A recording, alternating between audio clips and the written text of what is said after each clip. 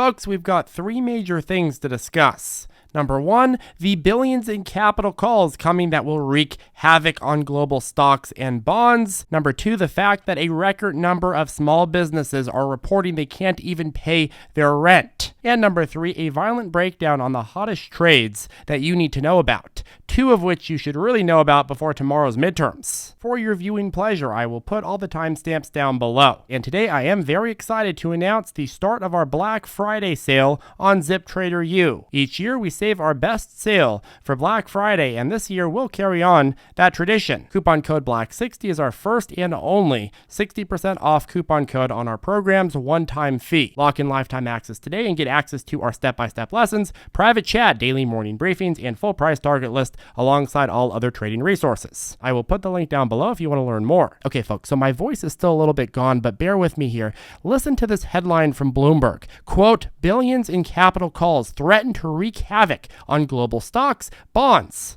Capital calls outweigh distributions for private funds, cash-strapped investors forced to consider stock bond sales in order to get cash to handle these calls. So what exactly is a capital call, Charlie? What is everybody having to rush to get cash in order to do? Well, a capital call is a legal right of an investment firm or an insurance firm to demand a portion of the money promised to it by an investor. So when very wealthy investors or funds or overall institutions go and invest in a private equity fund, what do? A lot of times they commit not by actually sending them the money, but by just pure commitments. We're going to send you the money when you need it down the road. That frees up the capital in their own bank account so they have current present day liquidity and they can invest it in something else. And eventually when the fund has a deal that it needs the money for or it needs to cover its operations, then all of a sudden they call up the investor and they say, hey, we need the money, and the investor has to go and give it to them. The problem though is that a lot of this money was committed during a period of time where you had very, very easy money policies and you had all equity markets booming. Nowadays, we're in a completely different environment. As financial conditions tighten around the world, private market funds are demanding that investors stump more of the cash they pledged during the easy money days of the pandemic. Problem? Well, segments of the investing class may not have the capital in cash to make this work and to come up with this money in such short notice. While many big pensions and endowments are expected to have sufficient cash flows to meet these capital calls, the fear is that a large number of other investors will have to offload liquid assets to meet the obligations. Liquid assets meaning what? Equities and debt.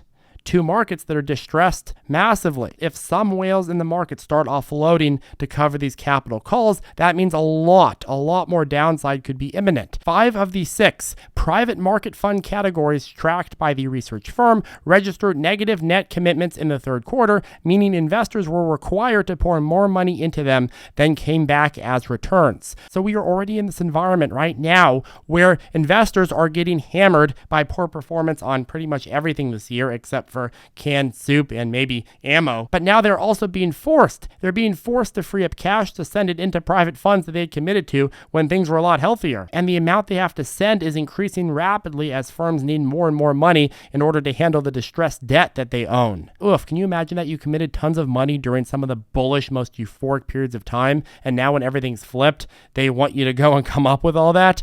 And you're like, well, I'm already so destroyed on everything else I have. And at the same time, what I'm going to give you is also going to be destroyed. So it's like, can I rather not? And they're just like, nope, it's a commitment. It's a legally binding document. And this could cause a massive problem for the stock market, folks. It is possible to imagine large institutions engaging in forced selling of liquid public equities to meet capital calls in private fund investments. And remember, folks, who is investing in these private equity funds? Well, the wealthiest people in society, right? And guess what? The wealthiest members of society also have a massive control over the public markets. In fact, last year, the wealthiest 10% of Americans owned a record 89% of all U.S. stocks. The same people that work and invest with private equity also have an outsized impact on the stock market. Shocking, right? Not to mention the many other connections that the two markets have in common. The point of the matter is that when they have to start covering, when they have to start coming up with these commitments, all of a sudden, what happens? They have to sell from somewhere or they have to dip into their cash. It's inevitable that a lot of investors aren't going to have the cash to come up with, and all of a sudden they have to start selling other things. Or perhaps they have the cash, but they don't want to pony up the cash because they'd rather have less exposure to equity markets or investment markets overall. Now, going over to the state of the U.S. economy, more than a third of U.S. small businesses could not pay their rent in full last month. More than a third in an economy that's supposed to be fantastico. Keep in mind, small businesses employ roughly half of all Americans who work in the private sector.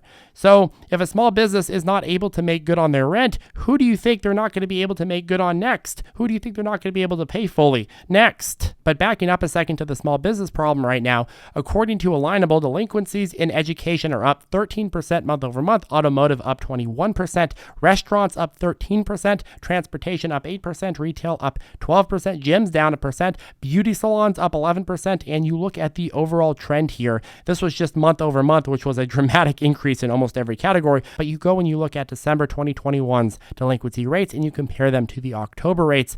Oof. In pretty much every industry, you've seen a dramatic increase in delinquencies. And you could see where this trend is headed, right? You could see how if the Fed continues to raise rates, if things continue to get worse like they're slated to, well, these numbers are going to get even higher and higher. You look at the hardest hit states, December 21, my home state of California had a small business rent delinquency rate of 27%. Now it's at 44%. New York was at 30%, now at 45%. You look at Florida, 21%.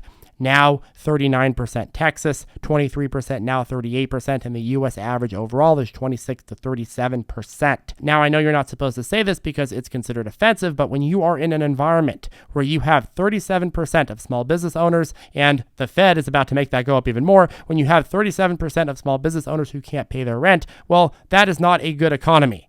You are in an economy that is being pushed off a cliff, and you're watching it in slow motion fall off that cliff. So what's going on here? Why can't business owners pay rent? Well, poll takers are first citing higher rents. 51% of small businesses said they can't pay because their rents are being raised on them, and they just don't have the money to pay these higher rents, meaning property owners no longer have as much pricing power. You had a bunch of major corporations go when prices were slumped and buy up a ton of commercial as well as residential real estate property across the United States. And they've been trying to raise rent as fast as possible. And all of a sudden they're finding, hey, we don't have the pricing power that we used to. Number two, they are citing the cumulative negative impact of more than a year of high inflation, which has absorbed most sales gains. Number three, recessionary fears. Number four, steeper than usual gas prices and increasing again. Number five, ongoing increases in supply chain costs. Number six, rising labor expenses and shortages. And number seven, a slowdown in consumer spending. In fact, 59% of small business owners taking this poll reported that consumers are spending less this month than last. So after struggling during the pandemic and barely getting a rebound to take a breath with, well, new small businesses are struggling with skyrocketing key expenses and dramatically slowing down of consumer spending, the dramatic slowing down of consumer spending. How many more months do you think that small businesses have before they have to start dumping employees? I look at this as a very simple math problem.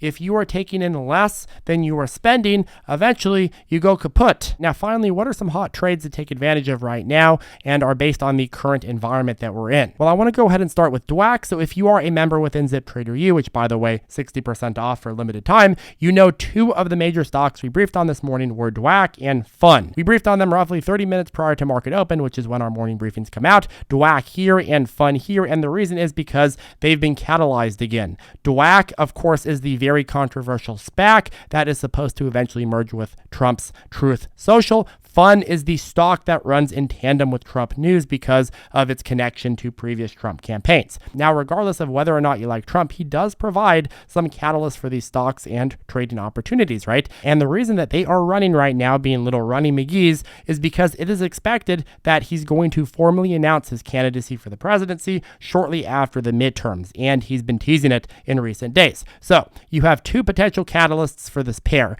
and thus two potential massive trading opportunities. Number one is the several pre-anticipatory rounds of run-ups we're likely to get prior to his actual announcement, and number two is the immediate post-announcement pump, which then should lead to a post-announcement dump.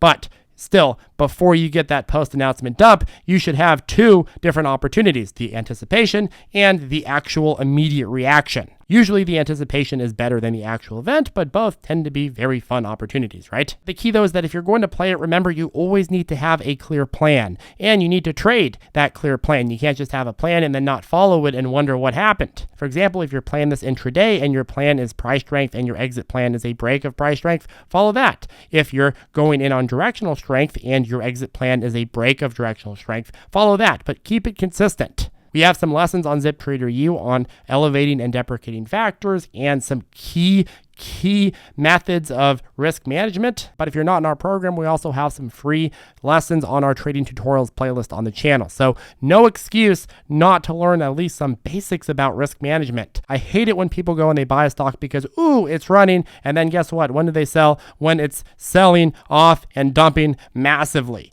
And it's usually too late by the time they get out. So something to think about, risk management. Next, MMAT. So I'm starting to pay attention to MMAT again, and here is why. MMAT had a previous cycle pump and then sell off to the moving average, and now we are seeing what will likely be the start of the next dump and test cycle. If it dumps and retains a higher level of support, 140, 120, even 110, I'd consider that enough proof of resilience and retention to get us another rebound attempt to a new higher high. Short interest has continued being relatively high and stable despite the increase in share price, which to me symbolizes a higher likelihood of some extra potential from the squeeze effect. And options chains are factoring in a high probability of MMAT moving over $2 a share by expiration on November 18th, which is next Friday. So my take, after this current sell-off subsides, this is going to be a big battleground up until that 18th at least. Anyways, folks, I am very, very excited, and we should see a lot of opportunities and volatility this overall week. If you'd like to join us tomorrow for our daily morning briefing in our chat room, which are posted about 30 minutes prior to market open, make sure to check out the link to our program down below and the coupon code BLACK60, which will get you 60% off.